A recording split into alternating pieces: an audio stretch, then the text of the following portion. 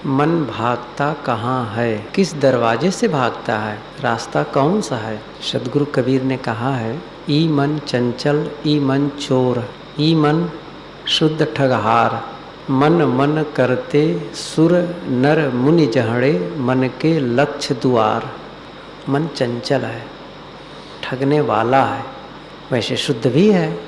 ई मन चंचल ई मन चोर, चोर भी है, चोरी करता है, हमारे ज्ञान धन की चोरी करता है, ठगता है, हमें भुलाता है। मन मन करते सुर नर मुनि जहड़े, मन को पकड़ो, मन को पकड़ो, मन को वश में करो। ऐसा करते करते सुर नर मुनि ठगा गए। मन के लक्ष्य द्वार, मन के लाखों दरवाजे हैं, भागने के लाखों दरवाजे हैं। एक दरवाज़ा हो, खड़े हो जाओ वहाँ पर, बस पकड़ लिया जाएगा।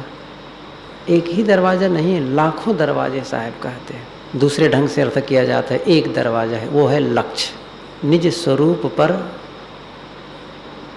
निज स्वरूप की भूल हुई, तब माया तुझे प्रतीत हुई, और निज स्वरूप पर लक्ष्य गया, तब खोजो माया कहाँ गई। सदगुरु श्री निर्मल साहिब जी कहते हैं, निज स्वरूप की भूल हुई, तब माया तुझे प्रतीत हुई। अपने आप को भूलते हैं तो संसार याद आने लगती है। संसार का मतलब प्राणी, पदार्थ और घटना,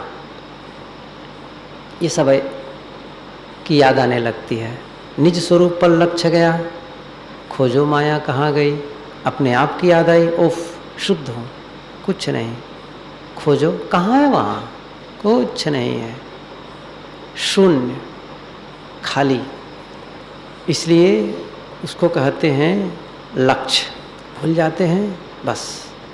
जहाँ राम तहाँ काम नहीं, जहाँ काम नहीं राम, तुलसी दोनों होत नहीं, रवि रजनी एक ठाम।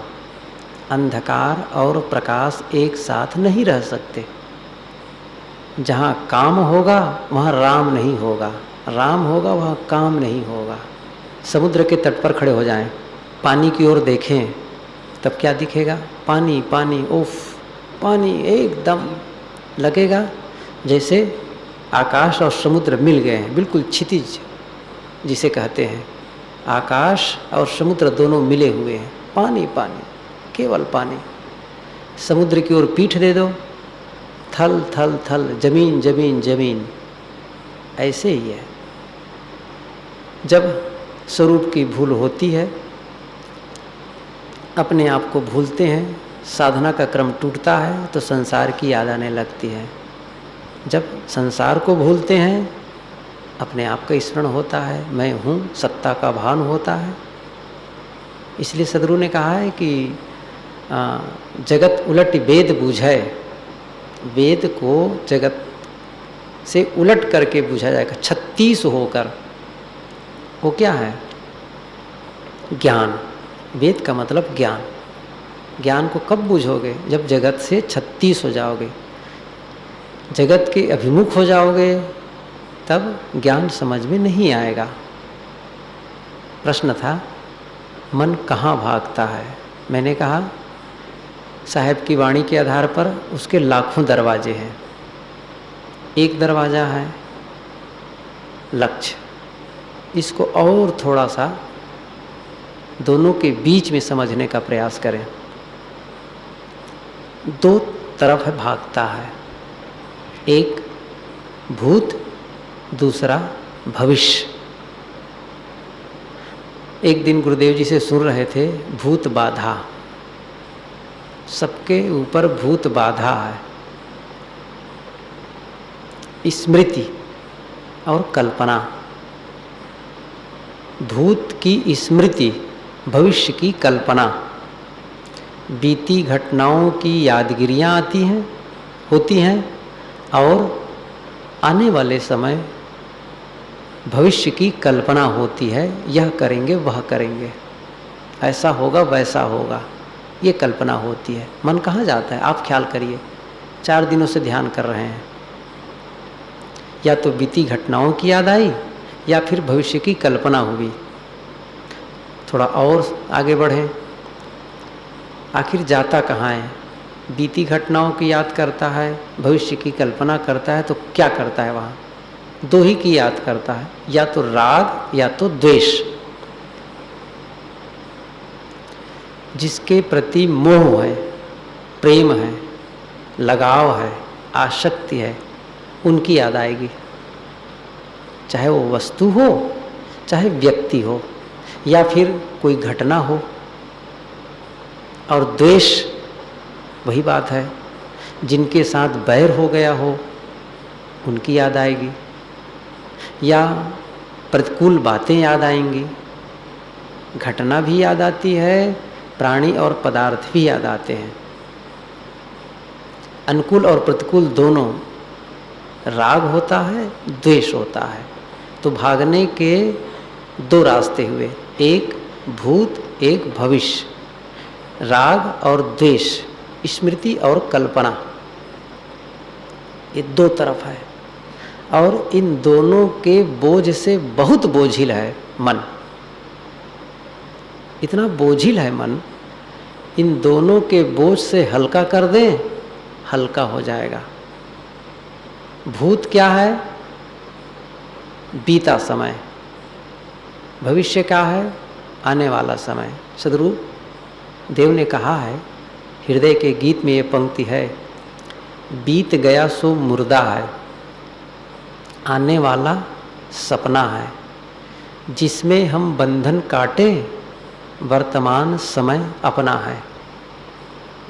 बीत गया मुर्दा है, या तो हम मुर्दावादी होते हैं या फिर स्वप्नवादी होते हैं। साधना क्या है? यथार्थवादी होना। वो कब होगा? जब वर्तमान में जिएंगे तब। बीती बातों को भूल जाएं और भविष्य को भूल जाएं, केवल वर्तमान में रहें।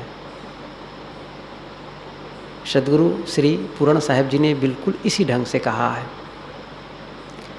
भूत भविष्य सब देव बहाई, वर्तमान में बरतो भाई। जितने भी महापुरुष, जितने भी साधक संत होंगे, सबका यही अनुभव होगा। चाहे भारत के हों, चाहे भारत के बाहर के हों, 100 साल पहले के हों, चाहे 1000 साल पहले वाले हों, कहेंगे क्या? कोई दूसरा रास्ता होगा भला? सबका अनुभव वही होगा। भूत भविष्य सब देव बहाई, वर्तमान में बरतो भाई। और वर्तमान का निर्धारण भी बड़ा कठिन है। दोनों को भूल जाएंगे, मन इतना हल्का हो जाएगा। लेकिन हम बोझ लाद कर चलना आसान मानते हैं, बोझ लादने का अभ्यासी हैं, भार वहन करने के इतने आदती हो गए हैं कि निर्भर रहना ही नहीं चाहते हैं। आप ख्याल करें, आपके सिर पर 10 किलो बोझ लाद दिया जाए, चलो कठिन है ना। 20 किलो का लाद दें और कठिन है। 50 किलो की एक बोरी लाद दें सीमेंट की, बहुत परेशान हो जाएंगे। आप कहो तो फेंक दो। फेंकना सरल है कि लादे रहना सरल है? कहना तो बड़ा सरल है, फेंकना बहुत सरल है। लेकिन फेंक कहाँ पाते हैं? 4 दिन से फेंक रहे हैं, फेंक पा रहे हैं? 4 जन्म बीत गया, न जाने कितने दिन बीत गए फेंकते फेंकते, फिर लाद लेते हैं। फेंक दे, न भूत की याद करें, न भविष्य की याद करें। इसके लिए गुरुदेव जी एक बहुत बढ़िया उदाहरण देते हैं। जैसे आप लोग जानते होंगे, बहिंगा होता है ना, कांवर जिसे कहते हैं। और कांवर को और साफ शब्दों में कहूँ, श्रवण कुमार का चित्र सब देखे होंगे। माता पिता को एक कांवर में लेकर के वो तीर्थ यात्रा कराते हैं। तो उसी प्रकार से कंधे में एक कांवर हो और दोनों तरफ 50-50 किलो का बोझ हो, वजनी सामान हो, उसको लेकर के चल रहे हैं। कंधा टूट रहा है, परेशान है, क्या करें? दोनों तरफ के बोझ को फेंक दें। केवल आप कांवर लेकर उस डंडे को लेकर कंधे में चल रहे हैं, बड़ा आराम से चल पड़ेंगे। फेंको तो जरा, बोझ को खाली कर दो, भूल जाना। भूलना साधना है, खाली कर देना साधना है। खाली हो जाना राम की स्थिति है। एक संत थे, साधु हो गए थे बचपने में ही, मतलब छुटपन से ही वो साधुओं के साथ चले गए थे। साधना करते थे, लेकिन साधना की उच्चावस्था में नहीं पहुंच पाए थे। सामान्य रूप से रहा करते थे। जवान हो गए थे, मन में हुआ, लोग कहते हैं कि भगवान मिलता है। इतने दिन से मैं साधना कर रहा हूँ, भगवान नहीं मिला। लगता है सब झूठ बोलते हैं। होता तो मिल नहीं जाते। आत्मा का दर्शन होता है, साक्षात्कार होता है, कहाँ हो पाया? आज तक नहीं हो पाया। नहीं, मैं धोखा खा गया, साधु होकर धोखा खा गया, लोगों को ठगने में आ गया। संसार का सुख मुझे भोगना चाहिए था, उधर से वंचित हो गया। मन में हुआ अभी तो बहुत समय है, काफ़ी है, अभी तो जवान ही हुआ हूँ, कहाँ उम्र ढल गई है, चलो लौटूं और संसार का भोग भोगूं। लौट पड़ा, आया गांव के नज़दीक। तो नज़दीक गांव के पहले एक छोटा सा बाज़ार था, तो उसका एक पुराना मित्र वहीं दुकान कर रहा था। तो देखा पुराने मित्र को, सोचा कि चलो मिलते चलो। दुकान में जाकर बैठा। दुकानदार भी देखा कि मेरे पुराने मित्र साधु हो गए थे, आए हैं, स्वागत किया, बातचीत हुई। बातचीत के दौरान यूं ही वो साधु पूछ बैठा दुकानदार से, अपने मित्र से, ये बहुत आप पीपा रखे हुए हैं, क्या क्या है इसमें? बताने लगे, इसमें चावल है, दाल है, हल्दी है, चीनी है, अमुक अमुक सामान है, ये सब बताने लगे। कोने में कई पीपे एक के ऊपर एक रखे हुए थे। तो साधु ने पूछा, अच्छा वो कोने में कई पीपे रखे उसमें क्या है? तो दुकानदार कहता है कि महाराज जी उसमें तो राम राम है। क्या राम राम है? मतलब कि राम राम कोई वस्तु होती है जिसको आप रख दिए हैं? अरे महाराज आप साधु सन्यासी, हम व्यापारियों की भाषा आप क्या जाने। वस्तुतः जिस पीपा में कुछ नहीं होता, खाली हो जाता है बिल्कुल पीपा, तो हम लोग नहीं कहते खाली है, कहते हैं राम राम है। सामान्य सा उत्तर दिया व्यापारी ने। गंभीर हो गए वो साधु। उफ, खाली होने पर ही राम होता है, भरे होने पर नहीं होता है। मैंने विकारों को धोया कहाँ, कलमश को धोया कहाँ, कहाँ से राम की अनुभूति होगी? लौट पड़ा, नहीं जाना है घर। गया, साधना में लग गया। खालीपन में ही राम की अनुभूति होगी। भरे में संसार तो हम भर चुके हैं। जब संसार की यादगिरियाँ भूलती है तब राम का अनुभव होता है। साधना वर्तमान में जीना है। वर्तमान में जीना, अपने आप को खाली करना है। भूत और भविष्य की कल्पना को, स्मृति और कल्पनाओं को छोड़ें, और जितने इसको छोड़ते जाएंगे हम वर्तमान में जीते जाएंगे। कल्पना क्या है? कल्पना के और भी भाग हैं। कल्पना किसकी होती है? अनावश्यक, असंभव और असमय। अनावश्यक विचार आते हैं, बिला वजह की बातें याद आती हैं, कोई मतलब नहीं है। ऐसी बातें भी याद आती रहती हैं, उसके बारे में भी सोचते रहते हैं, कोई मतलब नहीं। कुछ मिनट में ही बहुत सोच लेते हैं। एक महात्मा, घटना है, कोई कल्पना नहीं है, कहानी नहीं है। एक जंगल और पहाड़ी का जो भाग था, वहाँ बैठ करके ध्यान कर रहे थे। बैठे थे, रोज जाते थे। तो वहीं कुछ दूरी पर बोरिंग हो रही थी, बड़ी मशीन आई हुई थी, बोर कर रहे थे।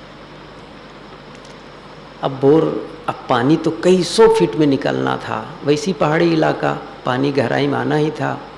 अब बोरिंग किए जा रहे हैं, अभी दूर बैठे ध्यान में थे, कभी कभी देख भी लेते थे उधर बोरिंग हो रही है। अभी महात्मा जी बैठे हैं, बैठे बैठे मन में हुआ, अच्छा मान लो वो जो बोरिंग करने वाली मशीन है, अंदर है वो मशीन, यदि वह बीच से पाइप टूट जाए और वो जो खोदने वाली मशीन है वो नीचे गिर जाए 200 फीट नीचे, तब कैसे निकालेंगे? कैसे निकालेंगे? वो सोच रहा है, बहुत देर तक सोचा। 1-1.5 घंटे बाद ख्याल हुआ, अरे ये कौन मूर्खता है, टूटेगी मशीन उसकी, निकालेंगे वो, मैं क्या कर रहा हूँ।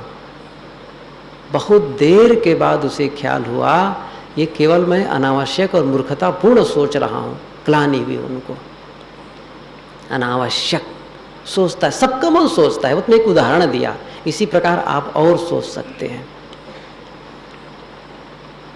शेख चिल्ली की कहानी सुनते हैं हम लोग ना, और हंस देते हैं, कैसा मूर्ख शेख चिल्ली रहा। लेकिन हम लोगों के भीतर के शेख चिल्लीपन को कोई देख पाए ना, तो हंसेंगे नहीं, लोग थूकेंगे। सबका मन शेख चिल्ली बना हुआ है, कुछ का कुछ अनावश्यक सोचता है और असंभव सोचता है। जो संभव नहीं है ऐसी भी कल्पना करता है। मैं यहाँ का मुख्यमंत्री हो जाता तब ये करता, वो करता, प्रधानमंत्री हो जाता, ओफ ऐसा ऑर्डर देता, भारत को पूरा बदल ही देता। मूर्खता की बात। योग्यता हो, पात्रता हो, कुछ नहीं है, बिला वजह के सोचे जा रहे हैं। ये असंभव और असमय, समय विरुद्ध। जो काम आज से 2 दिन के बाद करना है उसे आज ही सोच रहे हैं। कई लोग गणित लगाते होंगे, 4 दिन बीत गए, 5वां और 6वां, 26 तारीख को 12-1 बजे ख़त्म हो जाएगा। अच्छा 1 बजे के बाद भोजन होगा, उसके बाद कौन सी ट्रेन मिलेगी, कौन सा बस जाएगा, किससे घर जाना होगा, कैसी भीड़ रहेगी, क्या होगा, वो सोचे जा रहे हैं। 26 को जाओगे ना, अभी से नहीं सोच रहे हैं, क्या ज़रूरत है उनको सोचने की। सोचते सोचते न जाने, और उसके बाद उतना ही नहीं है, वहाँ जाऊँगा तो घर वालों को ये कहूँगा, ये काम बाकी है, दफ्तर में जाऊँगा तब ये कहूँगा, वो कहूँगा। उफ, न जाने कहाँ तक चैन जोड़ते जोड़ते चला जाता है। सारे चैन तोड़ दें। साधना है तोड़ना, बिखरा देना। तोड़ना सीखें, मन को समझाना सीखें, मन के साथ बातचीत करना सीखें, मन को संबोधित करें। ऐ मन, क्या चाहते हो? जैसे पूछो मन से कि क्या चाहते हो, देखो मन सकपका जाता है। अरे क्या चाहते हैं? पूछो उनसे, धन चाहते हो? पर्याप्त धन है, धन पाकर क्या करोगे? रोटी मिल रही है, कपड़ा मिल रहा है, रहने की जगह मिल गई है, और क्या करोगे? पद चाहते हो? कौन सा पद चाहते हो? भोग चाहते हो? कौन सा भोग चाहते हो? हर बात में उसको प्रश्न करके ऐसा हराओ कि मन को मौन होना पड़ जाए, उसको विवश कर दो मन को। बातचीत करें तब तो। दूसरों के साथ बात करना सरल है, अपने से बात करना बहुत कठिन है। और जो अपने से बात करता है, भीतर प्रवेश करता है, समझ लो वो अपने मन से पार जाता है। इसलिए आवश्यक है ये कल्पना से दूर हो जाए। स्मृति, बीती घटनाओं को, न जाने कब की बातें हैं। 2 साल पहले हम किसी के घर गए थे, उसने अपमान किया, उसने वो किया, उफ, अब वो गड़े जा रहा है, चुभ रहा है हृदय में। उसने मुझे ऐसा कहा था। किसी ने कहा, अरे भूल जाओ, तुम भी क्या उसी बात को याद करते हो। कह दिया, कैसे भूल जाऊंगा, जन्म भर नहीं भूलूंगा, कसम खाते हैं। और कुछ लोग तो इतना तरीक करते हैं कि 3 जन्म नहीं भूलूंगा। क्या होगा बोझ लेकर के? साहब ने कहा है, करक करेजे गड़ी रही बचन वृक्ष की फांस, निकसाए निकसे नहीं रही सुकाहू घास, करक करेजे गड़ी रही। कलेजे में एक फांस गड़ गया। फांस समझ रहे हैं ना, बांस का पतला रेशा, कहीं वो चुभ जाता है और भीतर से टूट जाता है, उसको निकालना बहुत कठिन होता है। कहीं उंगली में, और कभी कभी उंगली का नाखून ऊपर है उसके बीच चला जाता है, कभी चला गया हो और अंदर टूट गया हो, निकालना बहुत कठिन। दिखता हो तो उसको चिमटी से पकड़ के खींच दें, और नहीं दिख रहा है तब अंदर टूटा है, तो भीतर जो दर्द होता है उसके टूटने से, रहने से, उसी को कहते हैं करकना। और कबीर साहब जी क्या कहते हैं, वो फांस उंगली में नहीं गड़ा हुआ है, कलेजे में गड़ा है, और वो बांस का नहीं है, वचन का एक वृक्ष और उसी का एक रेशा। साहब की साखी तो देखिए, हड्डी तोड़, कितना बढ़िया रूपक देते हैं। फिर से सुनिए, करक करेजे गड़ी रही वचन वृक्ष की फांस, निकसाए निकसे नहीं रही सो काहू घास। काहू हमारी मूर्खता के लिए व्यंजना है, किसी की बात हमारे मन में धसी हुई है, वो निकलने का नाम नहीं लेती है, उसको निकालना है, चुभ रहा है, करक रहा है, छोड़ें उसको। जब जब याद करेंगे पीड़ित होंगे, दुखी होंगे। एक ही रास्ता होगा, भूलना। सुखी हो सकते हैं भूल कर, याद करके सुखी नहीं हो सकते हैं। एक ने एक महात्मा के पास कहा, उन्होंने मुझे ऐसा अपमान किया है, मैं कैसे भूल सकता हूँ। महात्मा ने कहा, यदि सुखी होना चाहो तो भूलना तो पड़ेगा ही, बिना भूले सुखी नहीं हो सकते हो। यदि हम प्रसन्न होना चाहते हैं तो वर्तमान में जीने का अभ्यास करें। ये नहीं मैं कहता हूँ कि आप भूत भविष्य की याद करके प्रोग्राम न रचें, उसके लिए व्यवस्था न करें, लेकिन वो कुछ समय के लिए होता है। जो अनावश्यक और माथा कूट वाला होता है, जिससे हमारा मन बोझिल होता है, तनाव ग्रसित होता है, वो सब फादिल होते हैं, व्यर्थ के होते हैं। इसलिए सदगुरु ने कहा है, बीत गया सो मुर्दा है, आने वाला सपना है, जिसमें हम बंधन काटे, वर्तमान समय अपना है। वर्तमान समय, एक बात और बता दूं, वर्तमान का निर्धारण भी बड़ा कठिन है। वर्तमान कर्म से नहीं होगा, वर्तमान अकर्म से होगा। इस भेद को समझें। कोई शब्द बोलते हैं, जैसे राम, तो रुकना पड़ता है, रा मा, और रा करते जाएंगे और नहीं रुकेंगे तो माँ भी नहीं कह पाएंगे। बीच में एक स्पेस आता है, एक विश्राम आता है। बिना विराम के शब्द का उच्चारण नहीं हो सकता है। इसलिए केवल क्रिया नहीं, अक्रिया पर ध्यान दीजिए, कर्म नहीं अकर्म पर ध्यान दीजिए। आत्मा मौन है, उसकी सत्ता से दंत तालु ओष्ठ आदि के चोट से आवाज निकलती है, लेकिन वो मौन है, वो अकर्म है। अकर्ता से ही कर्म होता है, स्वयं अकर्ता है वह, अकर्म, उससे कोई कर्म नहीं। इसलिए निष्कर्म की अवस्था में पहुंचना है। मैंने कहा राम राम, रुके ना बीच में, जो रुके हैं वो वर्तमान है। और जैसे रा, और थोड़ा रुके कि जो रा शब्द कहें वो चला गया भूत में, माँ आया नहीं है इसलिए भविष्य में है, और जैसे माँ कहे वो भी गया भविष्य में। भविष्य कब भूत में चला जाए, बहुत जल्दी भूत में चला जाता है। मैंने अभी कुछ मिनट पहले बोलना शुरू किया, जो शुरू किया वो बीत गया, मुर्दा हो गया। कहाँ है वो? नहीं बोला हूँ, आया नहीं है, स्वप्न है। वर्तमान है क्या? वर्तमान है न करने की दशा। और उस स्पेस को जितना बढ़ाते जाएं, जैसे आप लेख लिखते हैं या बोलते हैं, लेख लिखते समय विराम देते हैं, पूर्ण विराम देते हैं, और लेख में कोई कामा न दे, कोई पूर्ण विराम न दे, फुल स्टॉप न दे, कोई समझ में आएगा?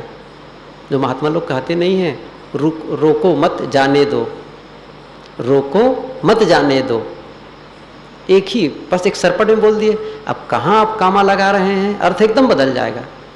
रोको मत जाने दो, रोको मत जाने दो, कामा का बड़ा महत्व है, रुकने का बड़ा महत्व है। कहाँ आप रुक रहे हैं, बोलते समय कहाँ रुक रहे हैं? विश्राम का महत्व है, केवल क्रिया का महत्व ना समझिए। ध्यान है रुकना, ध्यान है विश्राम पाना। इसलिए वर्तमान राम कहने तो बीच में जो स्पेस आया वो वर्तमान का क्षण, और उसको बढ़ाते गए, कुछ नहीं सोच रहे हैं, ये वर्तमान में जीना होगा। केवल खालीपन, ना भूत न भविष्य, केवल वर्तमान में। आत्मा वर्तमान है, उसमें स्थित होना है तो दोनों यादगिरियों को छोड़ना पड़ेगा। कंधे में बल्ली है, 20 फीट की बल्ली है, वजन है, उसको आगे और पीछे दोनों काट दो और बीच में एक छोटा सा टुकड़ा रख कर चलो, आराम हो जाएगा। साधना है आगे पीछे की बल्ली को काटना, स्मृति और कल्पना को भूलना, ख्यालात से हटा देना। सभी साधक स्थिरासन से बैठें और एक ख्याल करें, न स्मृति करनी है, न कल्पना, न भूत की याद, न भविष्य की कल्पना, न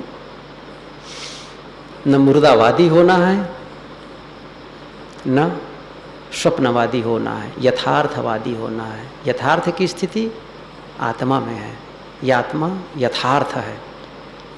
और प्राणी पदार्थ कहाँ यथार्थ है? बीती बातें सब मुर्दा है, लौट नहीं सकती हैं। कल्पना का कोई ठिकाना है, कब है, क्या नहीं, क्या होने वाला है? सब अयथार्थ है। यथार्थ है, सत्य है, केवल आत्मा। आत्मा में स्थित होने की साधना कर रहे हैं, और वो कब संभव है? जब दोनों को भूलेंगे तब। मैंने प्रश्न उठाया था, मन कहाँ भागता है? भूत और भविष्य, स्मृति और कल्पना, राग और द्वेष, या तो राग या तो द्वेष। किसी के साथ मित्रता है, उनकी याद, किसी के साथ बैर है, उनकी याद, किसी ने सम्मान किया है, उसकी याद, किसी ने अपमान किया है, उसकी याद। सब द्विचक्री जन दरर पसारे हो तब पई हो ठीक ठौरा हो। साहब ने कहा है, जैसे द्विपाट भीतर आए के साबुत बचा न कोई। ये द्विपाट यही है राग द्वेष, ये द्विपाट वही है स्मृति और कल्पना, ये द्विपाट यही है भूत और भविष्य। इसी में पीसते हैं हम लोग। यदि अपने आप को सुरक्षित रखना है, अपने को बचा कर रखना है, तब उससे अलग करना पड़ेगा। दोनों पार्ट से अलग कर लें, तभी बचा रह सकते हैं। ध्यान में बैठें और भूत और भविष्य की स्मृति और कल्पना को छोड़ते जाएं। बस बल्ली काटते जाएं। याद आए काट दो, छोड़ दो। सतत सावधानी और जागरूकता की आवश्यकता है। सावधानी हटी, दुर्घटना घटी। असावधान साधना नहीं कर सकता है, सावधान ही साधना कर सकता है। इसलिए सावधानी ही साधना है।